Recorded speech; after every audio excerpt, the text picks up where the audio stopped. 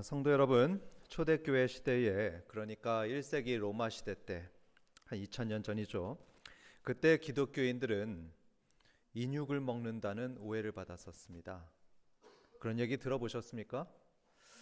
1세기 로마 사회에서는 기독교인들이 모여서 인육을 먹는다더라, 이런 소문이 퍼졌었고, 그런 이유 때문에 기독교인들은 더 큰 박해를 받기도 했었습니다. 왜 그런 소문이 퍼졌을까요? 그 이유는 기독교인들이 행하던 성찬식 때문이었습니다. 성찬식 때 교회에서 이런 말을 하거든요. 떡과 포도주를 들고서 이것은 주님의 몸입니다. 이것은 주님의 피입니다. 함께 먹고 마시겠습니다. 그러니까 그것을 엿들었던 비기독교인들이 기겁을 했습니다. 야, 기독교인들은 사람의 살을 먹고 사람의 피를 마시는 사람들이래. 그러나 사실 그들은 진짜 사람의 살과 진짜 피를 먹었던 것이 아니죠. 예수님 몸을 상징하는 떡을 먹었고요. 예수님 피를 상징하는 포도주를 마셨던 것인데 그것을 사람들은 오해했었습니다. 또 기독교인들이 오해받았던 것이 하나가 더 있었습니다. 그것은 기독교인들은 근친 결혼을 하는 사람들이다, 이런 오해입니다. 왜 그런 오해가 생겼을까요? 그 이유는 이 기독교인들이 모여서 서로 불렀던 그 호칭 때문이었습니다. 기독교인들은 서로를 향해서 형제님, 자매님 이렇게 불렀죠. 지금도 마찬가지입니다. 지금도 그렇게 하죠. 사실 교회에 처음 온 사람들은 이 호칭이 상당히 어색하실 텐데요. 초대교회 당시에 세상 사람들이 들을 때도 마찬가지였습니다.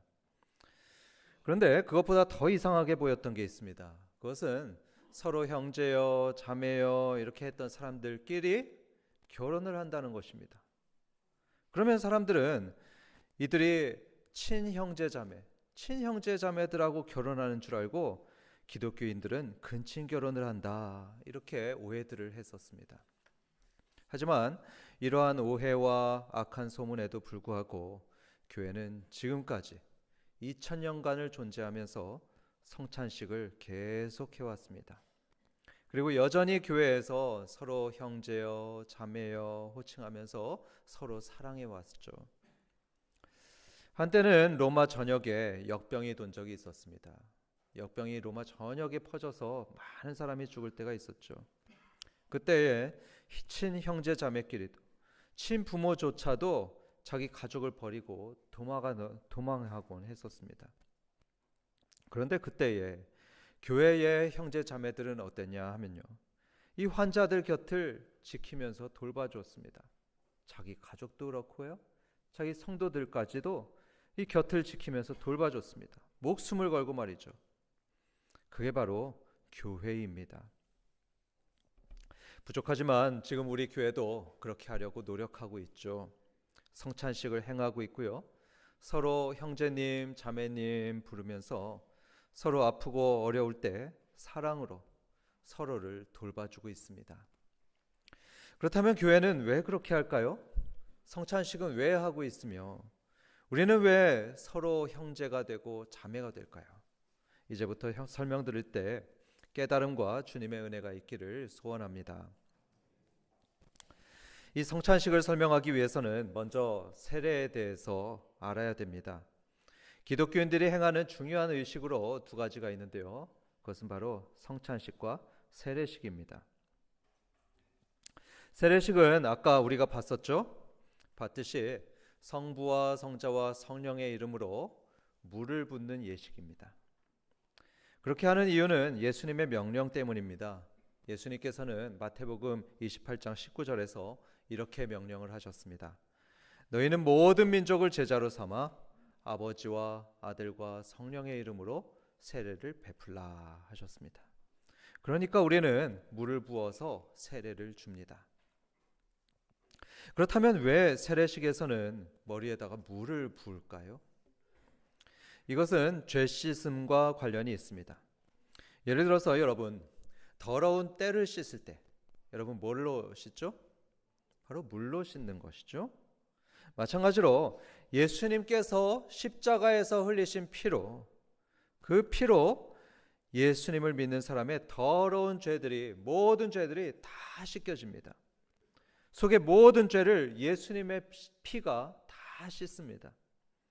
그것을 세례가 보여주고 있습니다.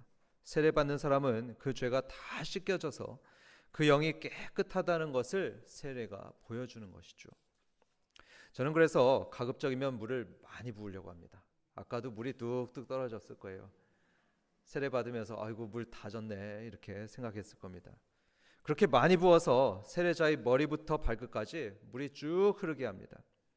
그걸 통해서 세례자는 자신의 모든 죄가 예수님의 피로 다 씻겨졌다는 사실을 온몸으로 느끼게 됩니다.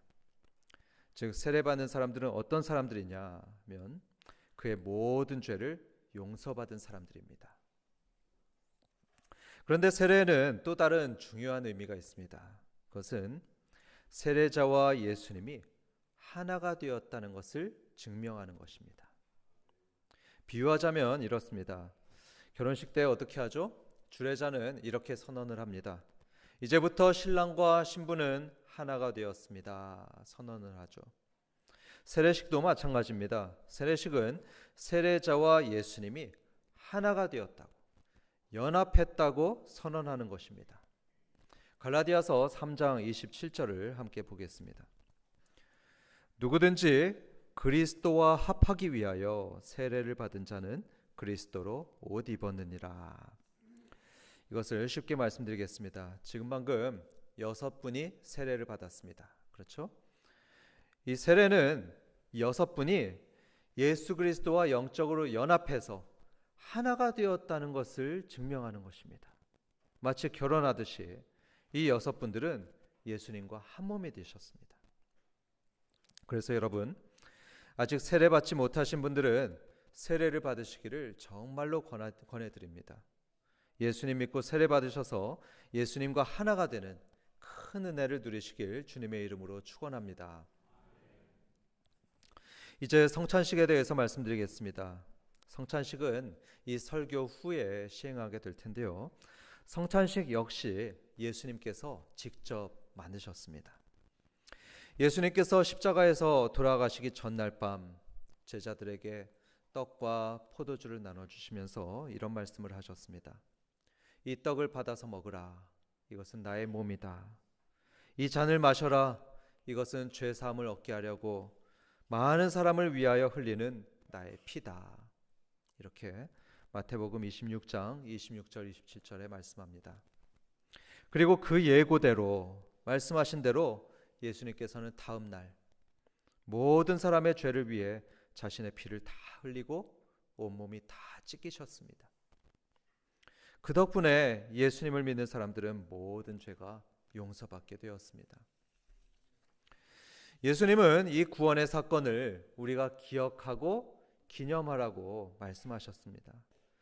그렇기 때문에 우리는 지금도 정기적으로 성찬식을 하며 예수님의 죽으심을 기념하고 있는 것입니다. 따라서 우리는 이 성찬 때에 있는 떡과 포도주를 볼 때 무엇을 보고 있는 것이냐 하면 주님의 찢기신 살, 그리고 주님의 흘리신 피를 보는 것입니다. 우리가 저 상위에 떡과 포도주를 보는 것은 나를 위해서 찢기신 주님의 살, 또 나를 위해서 흘리신 예수님의 피를 보는 것입니다. 자, 그런데 여기서 질문이 하나 있습니다. 그렇게 예수님의 희생을 기억하고 기념하는 것이 이 성찬식의 목적이라면, 아니 그냥 예수님의 살점 모형을 놓고 또 피 모형을 만들어 가지고 그걸 보면 되지 않을까요? 마치 전시관에서 보듯이 여러분 이것이 바로 예수님의 살점입니다. 예수님의 핏방울입니다. 우리 함께 감사합시다. 이러면 될 것 같은데 왜 굳이 예수님은 떡 조각을 먹으라고 하고 또 피 색깔의 그 붉은 포도주를 마시라고 하셨을까요? 그래서 한때 이 기독교인들은 식인종들이다 이런 오해를 받도록 하셨을까요? 오늘 본문 말씀에 그 답이 있습니다. 우리 16절 보도록 하겠습니다. 우리가 축복하는 바 축복의 잔은, 이거는 성찬 잔을 말하는 거죠. 이 잔은 그리스도의 피에 참여함이 아니며 우리가 떼는 떡은 그리스도의 몸에 참여함이 아니냐. 여기서 축복의 잔은 그리스도의 피에 참여함이 아니며 이렇게 물어보았습니다. 즉, 저 포도주를 마시게 될 때 우리는 그리스도의 피에 참여한다는 것입니다. 영적으로 말이죠. 떡도 마찬가지입니다. 우리는 저 떡을 먹으면서 영적으로 그리스도의 몸에 참여하는 것입니다. 다른 말로 하면 우리는 성찬식에서 떡과 포도주를 먹으면서 영적으로 예수 그리스도와 연합합니다. 예수 그리스도와 연합하는 그 엄청난 신비를 우리는 떡과 포도주를 먹으면서 경험하는 것입니다. 자, 비유하자면 이렇습니다. 우리가 음식을 먹게 되면요, 그 음식이 우리 몸 안으로 들어옵니다. 몸 안으로 들어와서 그 음식이 우리의 영양분이 되죠. 우리의 살이 되고 피가 됩니다. 그래서 우리를 자라나게 하고 건강하게도 만듭니다. 마찬가지로 예수님의 몸과 피인 저 떡과 포도주가 우리 안으로 들어오게 될 때 우리는 영적으로 예수님과 연합합니다. 그분의 크신 은혜가 우리 안으로 들어옵니다. 그래서 우리의 영은 살찌고 자라나게 됩니다. 바로 이런 이유로 우리는 예수님을 상징하는 떡과 포도주를 구경만 하지 않습니다. 구경만 하지 않고 그것을 먹는 것입니다. 그리고 중요한 것 한 가지를 또 말씀드리겠는데요. 이렇게 영적인 양식을 먹어서 예수님과 연합하는 것은 너무 귀한 일입니다. 너무 아름답고 거룩한 일이기 때문에 모든 사람에게 허락되지 않습니다. 모든 사람에게 허락되지 않고 오직 세례받은 사람들만 성찬식에 참여할 수 있습니다. 다시 말해서 믿고 세례받아서 예수님과 연합한 하나님 나라의 가족들만 이 예수님의 살과 피를 받아 먹을 수 있습니다. 이제 오늘의 하이라이트로 들어가겠습니다. 이렇게 세례와 성찬을 통해서 성도들은 예수 그리스도와 연합하게 되는데요. 이것은 논리적으로 보면 우리 모두도 하나가 된다는 의미입니다.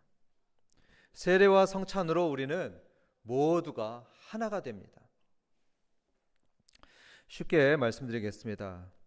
지금까지 저는 세례와 성찬을 받으면서 예수님과 하나가 되었습니다. 저와 예수님은 영적으로 하나입니다. 그리고 여러분도 세례를 받고 성찬을 받으며 예수님과 하나가 되셨습니다. 믿으십니까? 예. 그렇다면 저와 여러분은 어떤 관계일까요? 저와 여러분도 하나인 것입니다. 예수님의 생명을 함께 가진 가족인 것입니다. 서로 형제고 자매이고요.